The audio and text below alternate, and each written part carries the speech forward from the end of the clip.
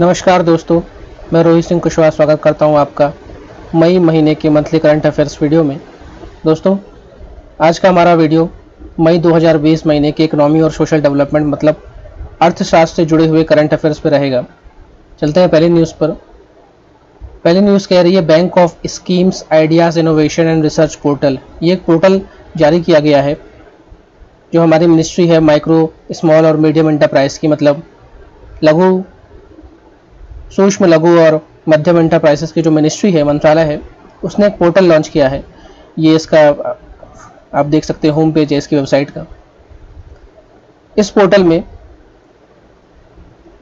Ministry द्वारा ये सुविधा दी गई है कि कोई भी व्यक्ति, कोई भी संस्थान, कोई भी संगठन अगर कोई नवाचार करना चाहता है, कोई आइडियाज़ देना चाहता है, कोई रिसर्च करना चाहता है या फिर उसने कोई रिसर्च की है एमएसएमई सेक्टर में, तो वो इसको यहाँ पे अपलोड करे।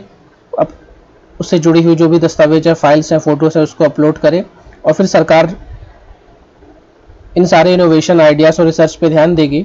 और अगर एमएसएमई मंत्रालय को आपके द्वारा प्रदान किए गए कोई भी आइडियाज़, नवाचार या रिसर्च पसंद आती है तो उस पर वो उन आइडियाज़ पे वो काम करेगी और उसको आप इस पोर्टल में देख सकते हैं। ये फैसिलिटी दी है कि आप देख सकते हैं कि आपके आइडियाज़ जो है वो किस स्टेज में है। मतलब अभी वो कॉन्सेप्ट स्टेज में है कि आपके आइडियाज़ पे सरकार ने कोई प्रोटोटाइप काम करना शुरू कर दिया है, या सरकार ने आपके आइडियाज़ को ध्यान में रखते हुए कोई चीज़ बनाई है और उसका कमर्शलाइजेशन यानी उसका व्यवसायीकरण भी शुरू कर दिया है। तो ये सब इस पोर्टल में देखने की व्यवस्था है।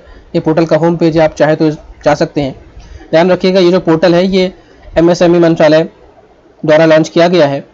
और आपके लिए सवाल है कि अभी बताइए, वर्तमान में जो हमारा एमएसएमई मंत्रालय है उसके मंत्री कौन है। चलते अगली न्यूज़ पर। अगली न्यूज़ बोल रही है ओपन बजट सर्वे 2019 के बारे में। ये एक सर्वे हुआ है और जिसमें भारत की रैंक काफ़ी कमज़ोर रही है, तो उसके बारे में हम देखते हैं। तो इस सर्वे में 117 देशों को शामिल किया गया, जिसमें भारत की जो स्थान था वो 53वां था, 53rd था, मतलब हमसे अच्छे 52 देश हैं।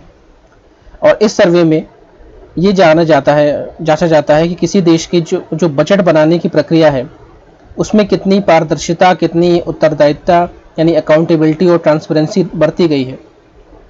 तो जिस देश में बजट बनाने पे सबसे ज़्यादा ट्रांसपेरेंसी और अकाउंटेबिलिटी बरती जाती है वो देश इसमें टॉप करता है।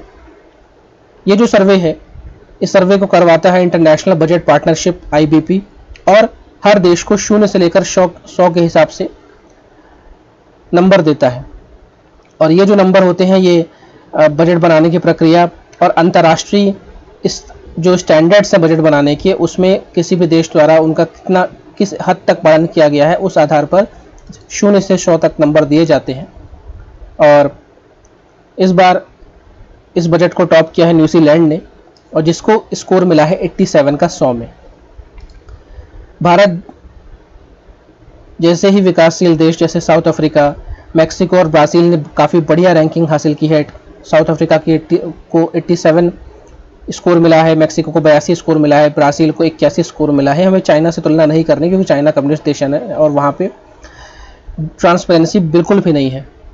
अब भारत की बात करते हैं तो भारत का जो स्कोर है वो 100 में से 49 मार्क्स है और जो ग्लोबल एवरेज है वो 45 मार्क्स है, मतलब हम बिल्कुल पासिंग मार्क्स हमको मिले हैं।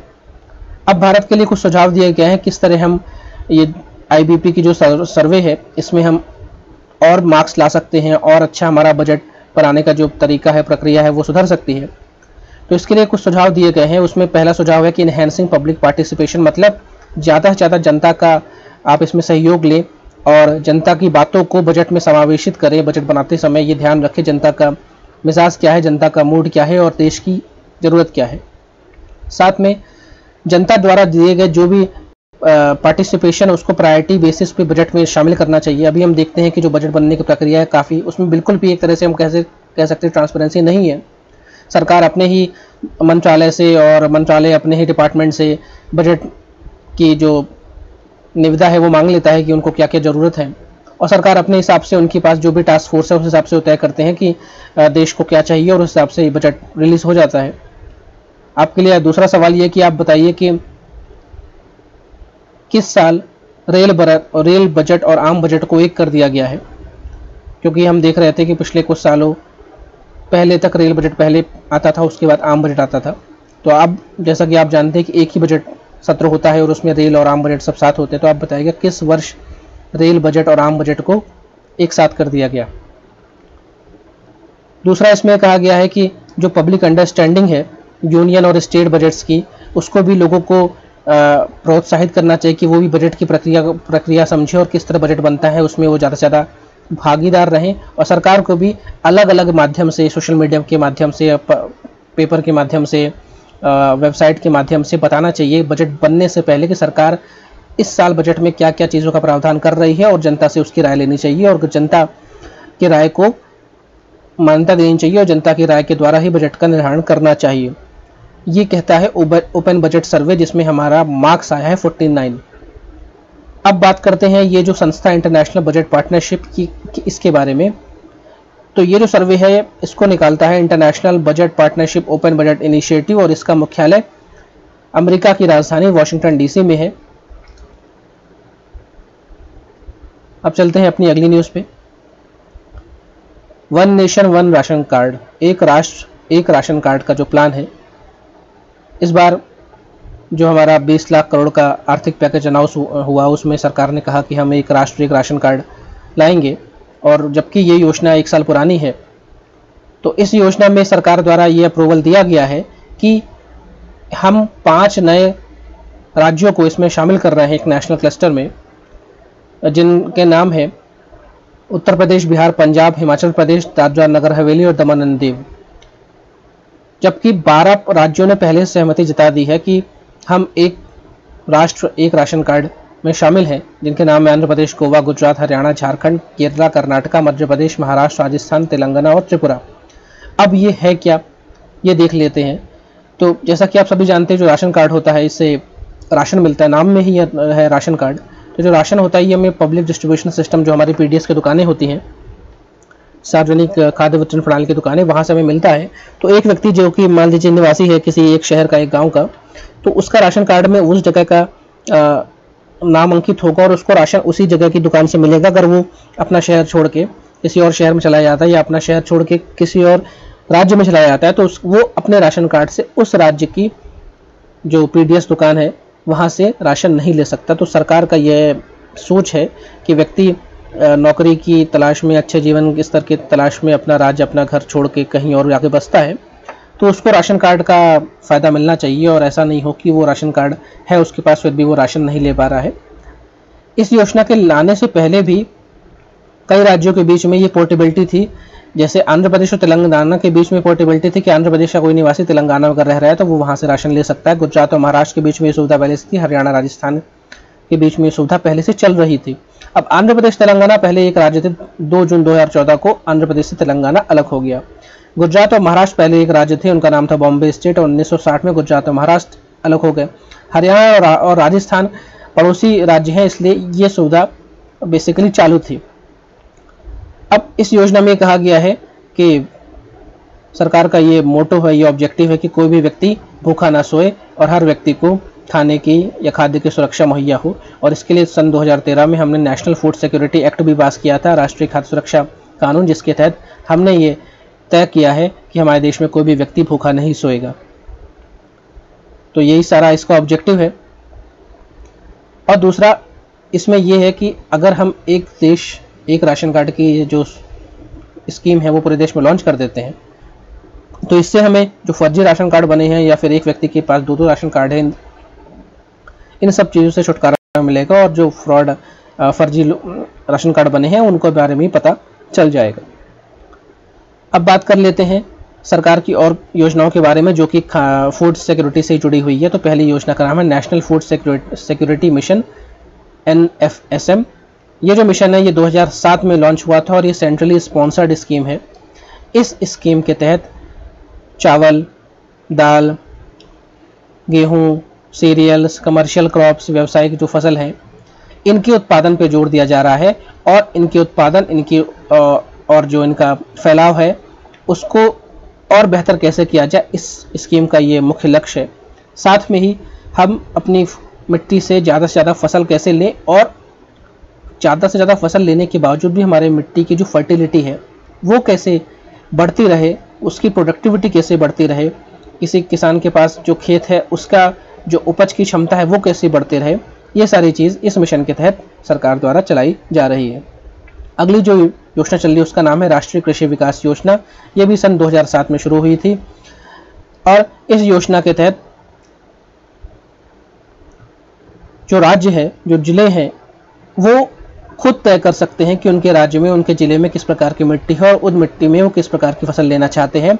बस इसमें इस बात का ध्यान रखना है कि हम जो भी फसल लें उस फसल की पैदावार अच्छी हो, उस फसल का जो अनाज हो वो अच्छी गुणवत्ता क्वालिटी का हो और उससे उस फसल से जुड़ा हुआ जो किसान है उसकी आय में वृद्धि हो। ये इस योजना का मुख्य उद्देश्य है और ये भी सेंट्रली स्पॉन्सर्ड स्कीम है और सरकार द्वारा फंडेड है। इस स्कीम में सरकार ने एक जैसे एड ऑन किया है और अब इस स्कीम का या इस योजना का नाम हो गया है RKVY रफ्तार। अब RKVY का नाम तो हमने देख लिया, राष्ट्रीय कृषि विकास योजना। अब ये रफ्तार का फुल फॉर्म क्या है, ये आप लोग एक दो बार इसको जरूर पढ़िएगा क्योंकि एग्जाम में आएगा और आपसे ये रफ्तार का फुल फॉर्म पूछेगा और हम इसमें जरूर कंफ्यूज हो सकते हैं। तो इसका फुल फॉर्म है रफ्तार का remunerative approaches for agriculture and allied sector rejuvenation. Simple भाषा में कहूँ तो खेती और उससे जुड़े हुए जो भी क्षेत्र हैं उसमें व्यक्ति हमें ऐसी अप्रोचेस, ऐसे दृष्टिकोण का उपयोग करना है जिससे उस क्षेत्र में जुड़ा हुआ जो व्यक्ति है उसको हर तरह से, हर संभव उसको लाभ मिले। और ये जो योजना है RKVY रफ्तार, इस योजना का जो टाइम पीरियड है 2017 से शुरू हुई थी 2020 तक के लिए, 3 वर्षों के लिए। और इस योजना में एक बात और है कि फसल लेने से पहले और फसल कटने के बाद भी जो इंफ्रास्ट्रक्चर है, जो मूलभूत जिसे कहते हैं आधारभूत संरचना है, उसके निर्माण में भी ये योजना काफ़ी किफ़ायती साबित हुई है क्योंकि इसका नाम ही है रफ्तार। रफ्तार मतलब होता है स्पीड। तो जो भी उस खेती किसानी से जुड़ा हुआ व्यक्ति है उसके पास जो भी अपनी गुणवत्ता बढ़ाने के अवसर थे उसमें एक तरह की रफ्तार देने का काम कर रही है ये योजना। तो RKVY की बात आए तो 2007 में शुरू हुई, RKVY रफ्तार की बात की जाए तो 2017 में शुरू हुई, 10 साल बाद। अगली जो इसके एक्ट है उसके बारे में बात करते हैं, नेशनल फूड सिक्योरिटी एक्ट यानी राष्ट्रीय खाद्य सुरक्षा कानून 2013। और इसके तहत सरकार द्वारा ये एक तरह से गारंटीड कर दिया गया कि हमारे देश में हर व्यक्ति को खाना, वो भी पौष्टिक युक्त खाना, उसके जीवन चक्र में उसको मिलता रहेगा और कोई भी व्यक्ति भूख के कारण या जिसे कहते हैं कि कम भोजन के कारण, कुपोषण के कारण अपनी जान नहीं गंवाएगा, मृत्यु नहीं होगी उसको।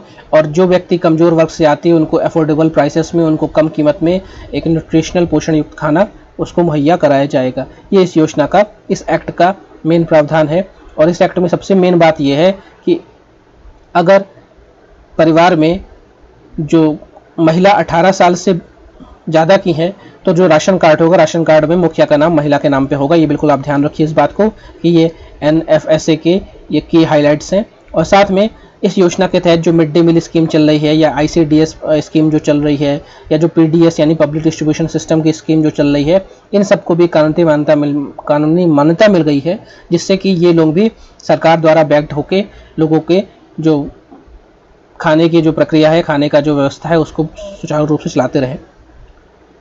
अब बात करते हैं, ये जो हमने पूरे खाने की बात की है तो सस्टेनेबल डेवलपमेंट गोल्स यानी सतत विकास लक्ष्य जो कि यूनाइटेड नेशंस के द्वारा 17 गोल्स को चिन्हित किया गया है और हमारा दुनिया का लक्ष्य है कि 2030 तक हम ये 17 जो लक्ष्य हैं उनको प्राप्त कर लें। उसमें जो गोल नंबर दूसरा है, लक्ष्य नंबर दूसरा, वो कहता है and hunger, achieves food security and improve nutrition and promotes sustainable agriculture. तो जो हमारा लक्ष्य नंबर दूसरा कहता है कि भुखमरी को ख़त्म करना है और खाद्य सुरक्षा को हमें अचीव करना है, साथ में ऐसा भोजन प्राप्त करना है जो कि पोषण युक्त हो, साथ में हमारी जो कृषि है वो भी फलती फूलती रहे। ये हमारा गोल नंबर सेकंड कहता है।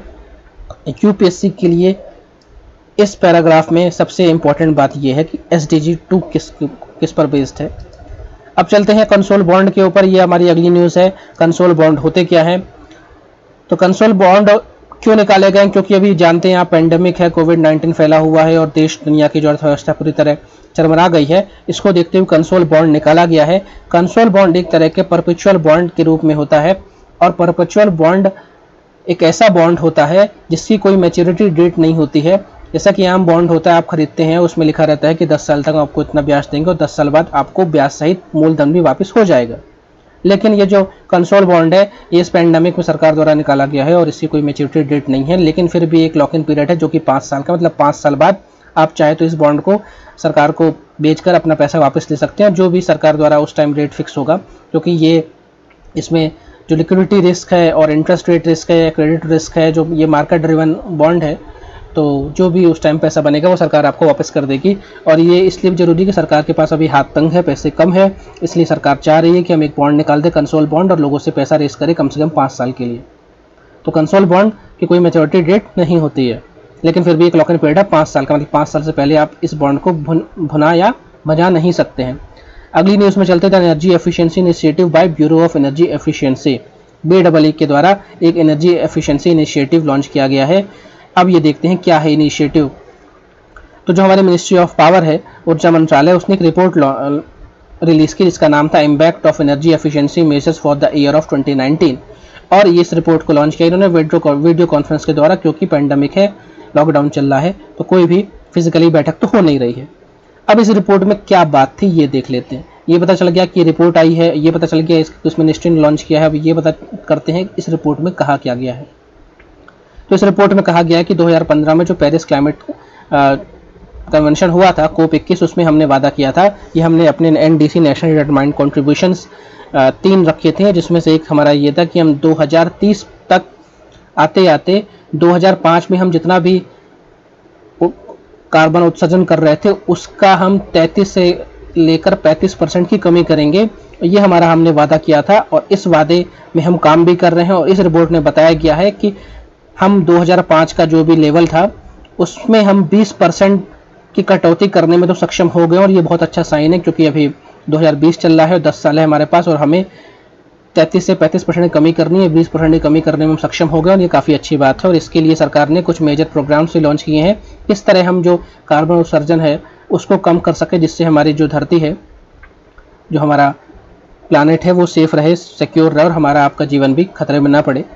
तो इसमें 3 तरह के प्रोग्राम्स की बात की गई है। पहला प्रोग्राम है perform, achieve and trade scheme, मतलब जो भी संगठन, जो भी कंपनियां, जो भी ऑर्गेनाइजेशन ऐसे कुछ काम करते हैं जिससे उनके संगठन द्वारा कम से कम कार्बन उत्सर्जन होता है और उसको वो अचीव भी करते हैं, तो सरकार उनको इंसेंटिव देगी। दूसरा है स्टैंडर्ड्स एंड लेबलिंग प्रोग्राम, सरकार द्वारा कोई भी सामान जो कि कार्बन उत्सर्जन या जिसे कहते हैं ग्रीन हाउस गैसेस जो निकालता है, उसको सरकार द्वारा स्टैंडर्ड्स और लेबलिंग प्रोग्राम के तहत उसको लेवल लेना पड़ेगा, और जिससे हम जान सकते हैं कि वो 1 star, 2 star, 3 star, 4 star, 5 star उपकरण है।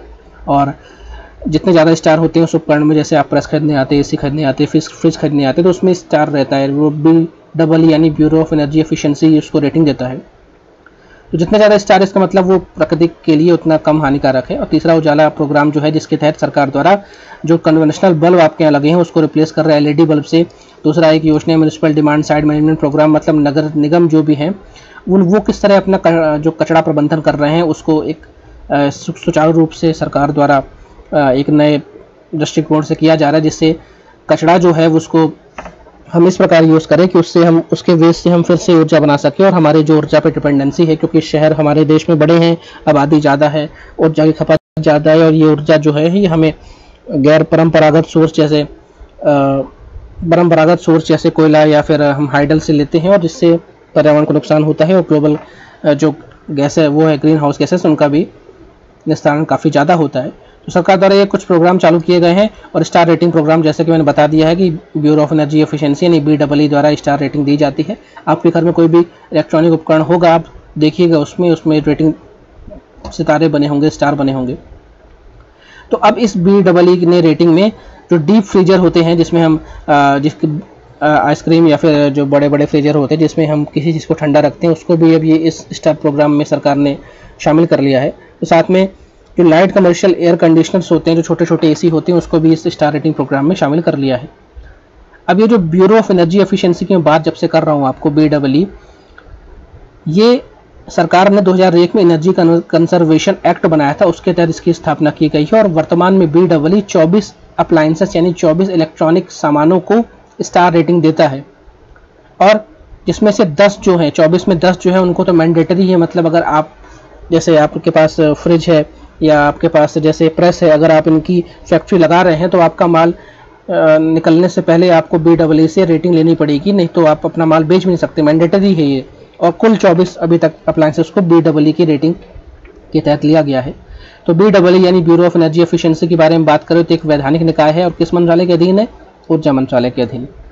दूसरा, इसका क्या मेन ऑब्जेक्टिव होगा कि हमारी जो ऊर्जा ज़रूरत है, जो खपत है, वो उसमें हम हमारी जो डिपेंडेंसी हो कम से कम हो, जिससे कि हम अपने देश, अपने समाज, अपने प्लानट को कम से कम नुकसान पहुंचाएं। और इसके लिए जो भी चीज़ करनी है, चाहे रिसोर्सेज बनाने हैं, चाहे कोई इंफ्रास्ट्रक्चर बनाना है, चाहे कहीं कोई इनोवेशंस करना है, रिसर्च करना है, उसके लिए BEE काम करती है। अब बात करते हैं अगली न्यूज़ की, तोमन करेंसी के बारे में। दोस्तों, अगर आपको मेरी स्पीड तेज लग रही हो तो यूट्यूब में ऑप्शन है धीमे करने का, आप धीमा कर लीजिएगा। पढ़ाना ज़्यादा है और मैं चाहता नहीं कि वीडियो लंबा हो, इसलिए मैं थोड़ा तेज़ जा रहा हूँ। आप पॉज करिए, धीमा करिए, बिल्कुल देखिए, और कुछ कमी पेशी हो तो बिल्कुल कमेंट बॉक्स में बताइए। अगली न्यूज़ में चलते हैं तोमन करेंसी के बारे में। तोमन करेंसी जो है, तो जैसा कि आप जानते हैं कि ईरान जो देश है, ये हमारा पाकिस्तान, हमारा पड़ोसी मुल्क है। पाकिस्तान से ईरान की बॉर्डर लगती है। अफगानिस्तान भी पाकिस्तान का पड़ोसी मुल्क है। तो ईरान में बहुत सारे सैंक्शंस लगे हुए हैं, आर्थिक सैंक्शन, जिसकी वजह से उसकी जो मुद्रा है रियाल, वो काफ़ी ज़्यादा कमज़ोर हो गई है। अब जो तोमन करेंसी ईरान निकाल रहा है वो रियाल को रिप्लेस कर रहा है, और एक तोमन बराबर 10,000 रियाल होंगे। तो ये जो ईरान सरकार है उसका एक इनिशिएटिव है कि वो अपनी करेंसी को, जिसकी हालत इतनी ज़्यादा ख़राब हो गई, उसको सुधारने की कोशिश कर रही है। और ईरान सरकार ने ये भी कहा है कि जो रियाल है वो भी लीगल टेंडर रहेगा, वो भी करेंसी के रूप में मान्य होगा, लेकिन अगले 2 साल के लिए, 2 साल बाद सिर्फ तोमन ही चलेगा। तो 2 साल बाद अगर आपसे पूछे ईरान की मुद्रा क्या है, तो रियाल नहीं बोलना है, तोमन बोलना है। और अभी कोई पूछे कि ईरान ने अपनी नई मुद्रा कौन सी निकाली, तो उसका नाम भी तोमन है। अगली न्यूज़ में चलते हैं, अटल पेंशन योजना। अटल पेंशन योजना के बारे में बात कर लें। इस योजना को 5 साल हो गए और सरकार ने इसकी सफलता की वर्षगांठ मनाई, और इसीलिए न्यूज़ में है। ये जो योजना है, इसका दूसरा नाम है स्वावलंबन योजना। वेरी वेरी इंपॉर्टेंट, अटल पेंशन योजना का। और इस पेंशन योजना में सरकार किसको चिन्हित कर रही है? ऐसे लोग जो अनऑर्गेनाइज सेक्टर से हैं, ऐसे लोग जिनको फिक्स उनकी इनकम नहीं है, फिक्स उनकी सैलरी नहीं है, ऐसे लोग जो कि किसी भी तरह की पेंशन स्कीम में नहीं शामिल है, उनको अटल पेंशन योजना का लाभ दिया जाएगा। और सरकार द्वारा ये कहा गया है कि उनको 1,000 से लेकर 5,000 के बीच में एक कोई निश्चित अमाउंट फिक्स मिलेगा जब वो 60 साल के हो जाएंगे। और इस योजना में आपको शामिल होना है तो आपकी उम्र 18 से 40 साल होनी चाहिए। और इस योजना में आप जो सब्सक्राइबर जिसने ये पेंशन योजना का लाभ लिया है, अगर वो उसकी मृत्यु हो जाती है तो उसकी जो पत्नी है या उसका जो पति है, वो उसको ये वही अमाउंट मिलेगा। और अगर पत्नी या पति जो भी स्पाउस है उसकी मृत्यु हो जाती है तो जो बचा हुआ पैसा है वो उसके नॉमिनी को मिल जाएगा। तो ये है आपकी अटल पेंशन योजना। और ध्यान रखिए, इसमें वही लोग शामिल हो सकते हैं जो किसी और सिक्योरिटी स्कीम में या किसी और सामाजिक सुरक्षा स्कीम में नहीं आते हैं। और इसमें जो उम्र है वो 18 से 40 के बीच में है। जितनी कम उम्र में आप इसको ज्वाइन करेंगे उतना कम आपका प्रीमियम बनेगा। अगली न्यूज़ है, आत्मनिर्भर भारत अभियान की 20 लाख करोड़ का पैकेज सरकार ने निकाला हमारे देश को आपदा से बाहर निकालने के लिए, कोविड-19 की आपदा से।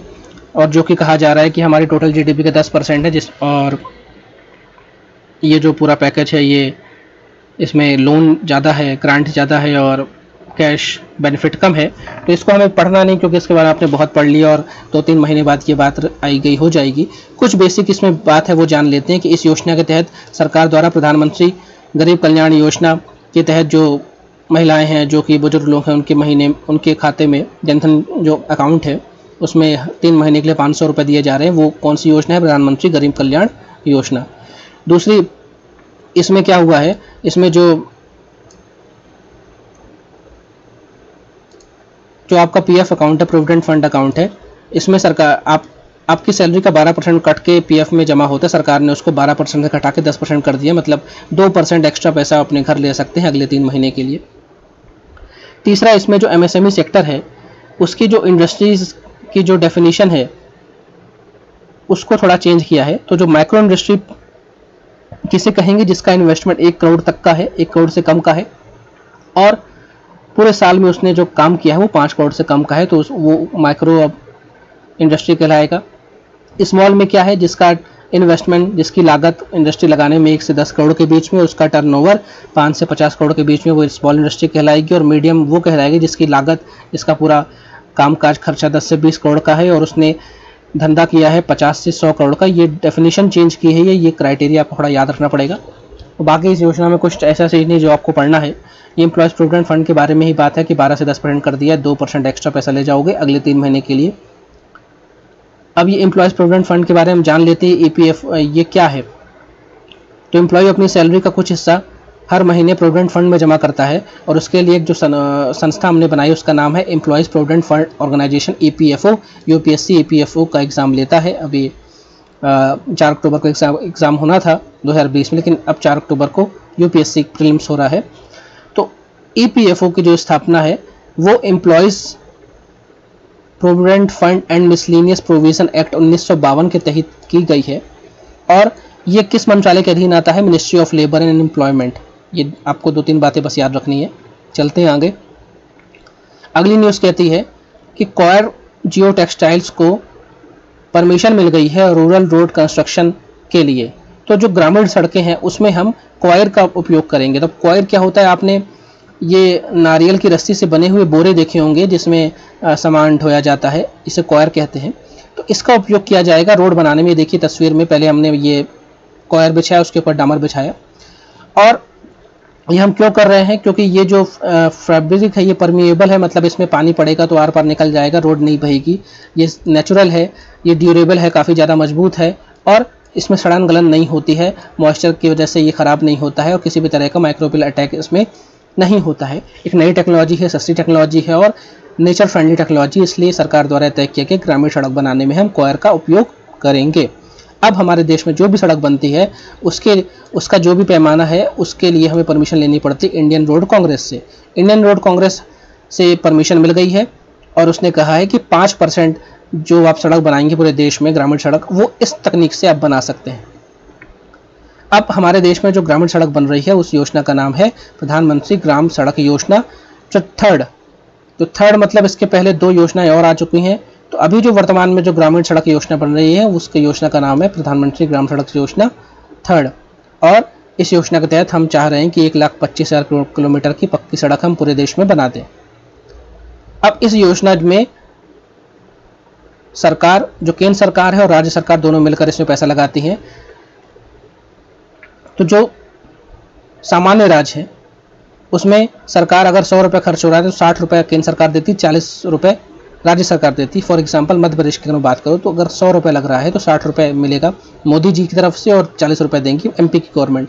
लेकिन जो हमारे 8 नॉर्थ ईस्टर्न स्टेट हैं, इसके अलावा जो हिमाचल प्रदेश, उत्तराखंड और जम्मू कश्मीर है, इसमें जो रेशियो है 90-10 का है, मतलब 90 रुपये केंद्र सरकार देगी, 10 रुपये राज्य सरकार देगी। ये आपको ध्यान रखना है।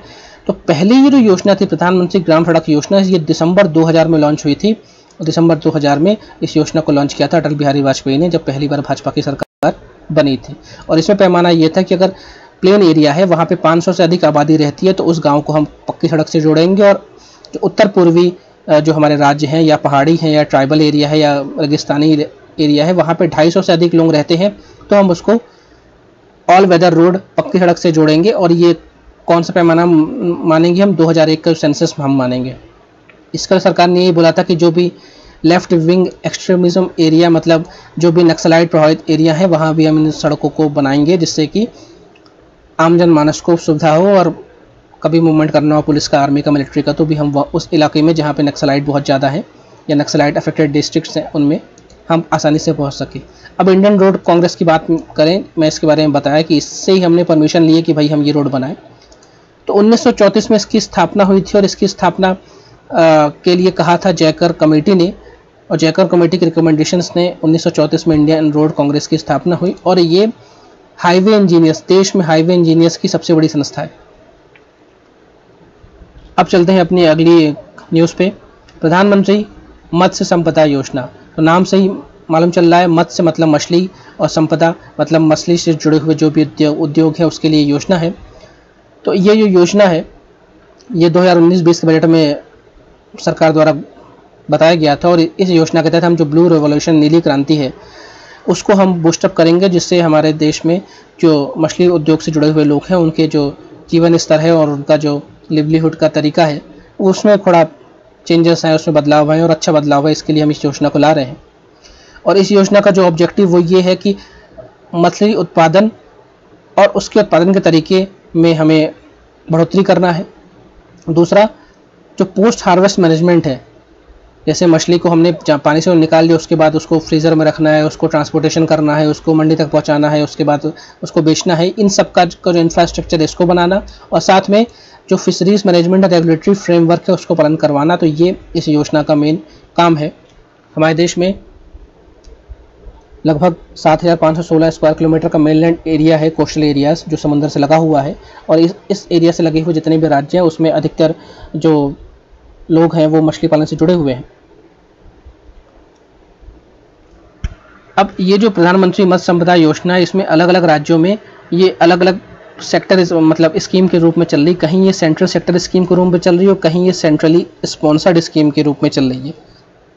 तो इन दोनों में हम अंतर देख लेते हैं। जो सेंट्रल सेक्टर स्कीम होती है इसमें पूरा पैसा केंद्र सरकार देती है, और जो सेंट्रली स्पॉन्सर्ड स्कीम होती है इसमें रेशियो होता है, जो आम राज्य होते हैं उसमें 60-40 का रेशियो होता है, और जो नॉर्थ ईस्टर्न और हिमालयन स्टेट्स होते हैं उसमें 90-10 का रेशियो होता है। ये रेशियो हमने प्रधानमंत्री सड़क योजना में भी पढ़ा है।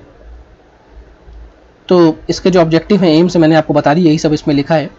अब चलते हैं अपनी अगली न्यूज़ में। जो कैबिनेट ने प्रधानमंत्री वय वंदना योजना को बढ़ा दिया अगले 3 सालों के लिए। अब ये योजना क्या है ये देख लेते हैं। तो 2020 में इस योजना को खत्म होना था, लेकिन 2023 तक के लिए इसको बढ़ा दिया गया है।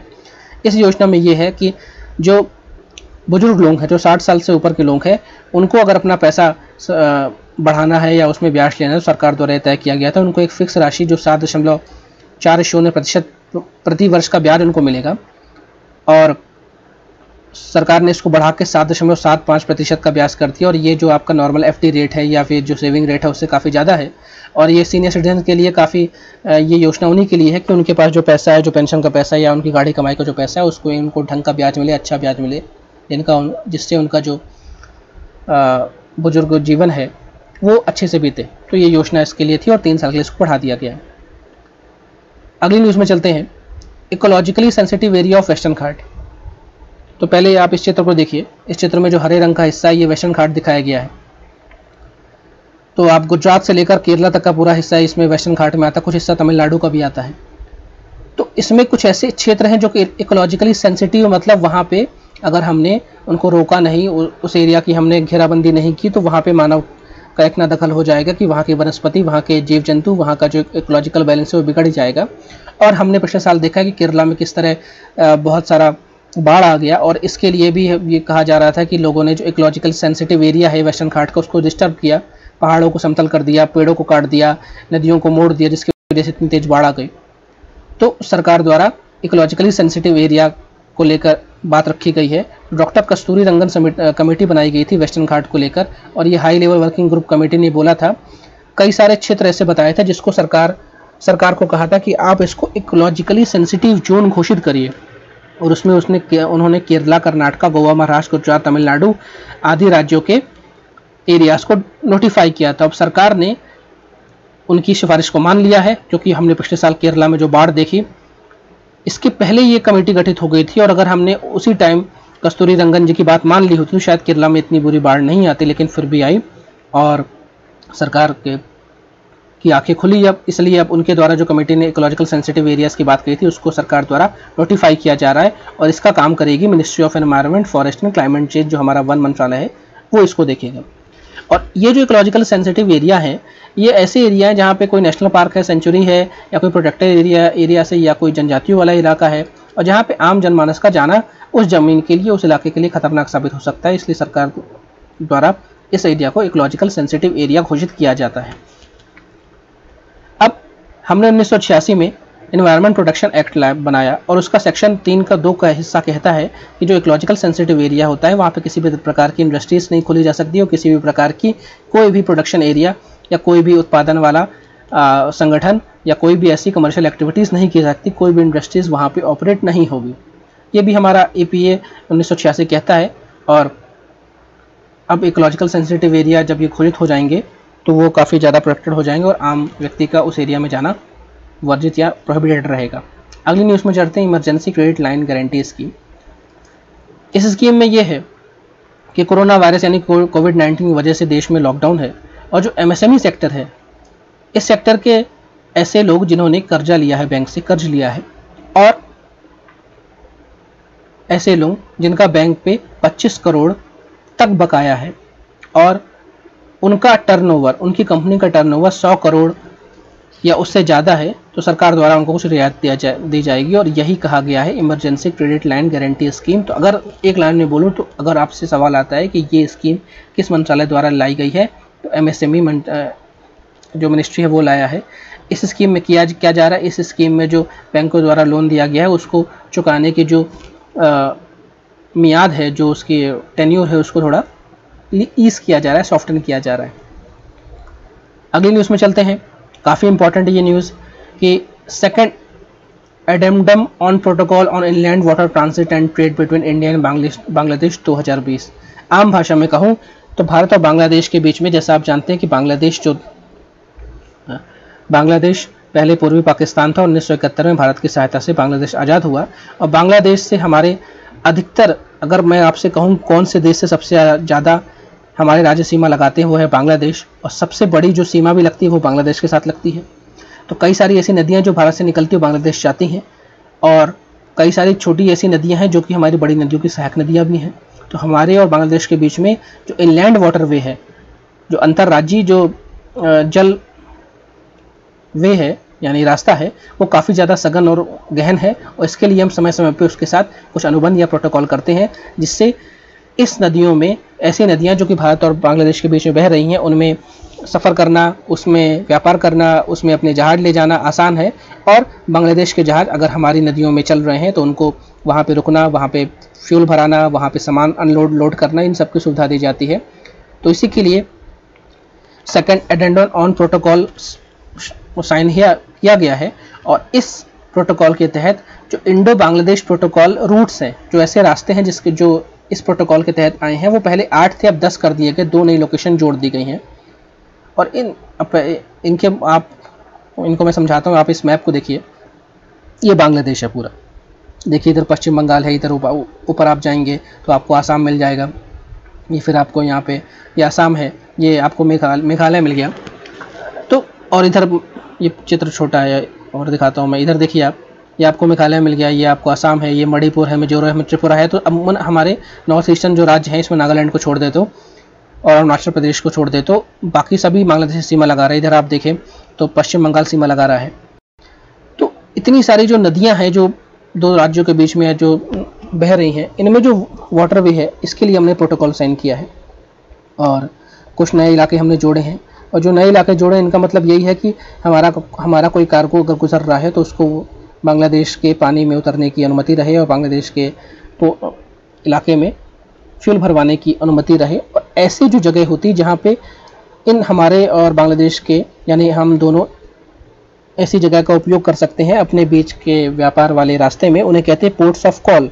तो 10 पोर्ट्स ऑफ कॉल को चिन्हित किया गया है। भारत में 5 हैं, धुलियान, माया, जोगीघोपा, कोलाघाट और सोनू मोरा। अगर आप इसमें दिखाना चाहें तो मैं आपको दिखाता हूँ। ये देखिए धूलिया दिख रही है यहाँ पे आपको, ये हमारा वाला हिस्सा है।